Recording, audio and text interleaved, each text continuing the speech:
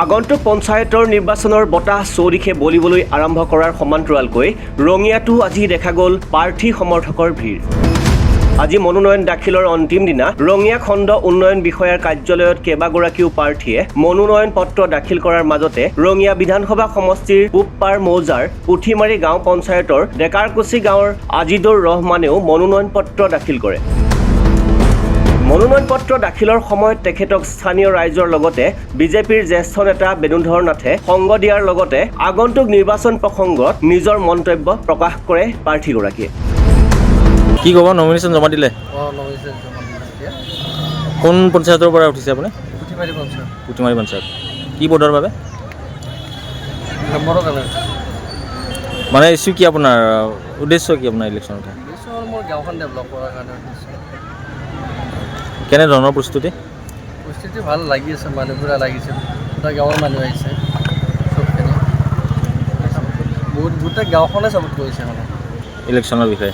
নিশ্চিতভাৱে এটা ভাল পৰিৱেশ। এইবাৰ আমাৰ ভাৰতীয় জনতা পাৰ্টীৰ নেতৃত্বত, মিত্ৰজোঁটৰ নেতৃত্বত যি পঞ্চায়ত নিৰ্বাচন হ'বলৈ গৈ আছে, এই নিৰ্বাচনত আমি নিশ্চিতভাৱে আশা কৰিব পাৰোঁ যে নিৰংকুশ বিজয় সাব্যস্ত কৰিব ভাৰতীয় জনতা পাৰ্টীৰ মিত্ৰজোঁটে।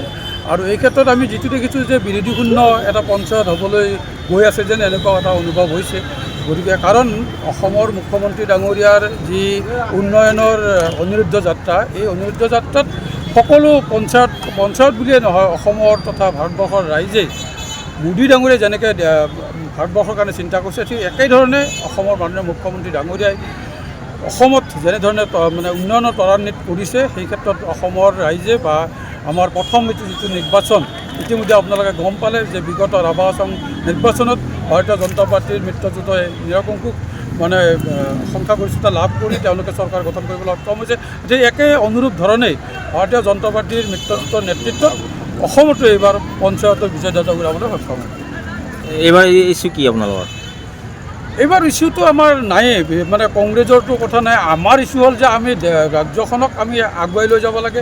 যিটো মানে মহামানৱ মহাত্মা গান্ধীৰ যিটো স্বৰাজৰ যিটো চিন্তাধাৰা, যিটো সপোন আছিল, সেই বাস্তৱ ৰূপ, সেইটো বাস্তৱ ৰূপ দিয়াৰ কাৰণে অসমৰ যিখিনি আমাৰ গাঁৱৰ যিখিনি আমাৰ পিছপৰা ঠাই এতিয়াও আছে, সেই ঠাইখিনিক, সেই গাঁওসমূহক, সেই ৰাস্তা ঘাটসমূহক উন্নত কৰাৰ স্বাৰ্থতে পঞ্চায়ত নিৰ্বাচনত আমি আগবাঢ়ি যাম। আৰু জানিছোঁ যে আমি যিহেতু এইবাৰ আমাৰ সন্মুখত কোনো ধৰণৰ প্ৰত্যাহ্বান দেখা দিয়া নাই, গতিকে অনায়াসে আমি ভাৰতীয় জনতা পাৰ্টীৰ মিত্ৰজোঁটৰ জোঁটে চৰকাৰ গঠন কৰিবলৈ সক্ষম হ'ব।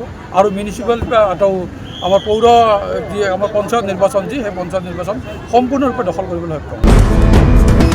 বাইহাটা চাৰিআলিৰ পৰা বিকি চৌধুৰীৰ ৰিপৰ্ট, লেংডন বাতৰি।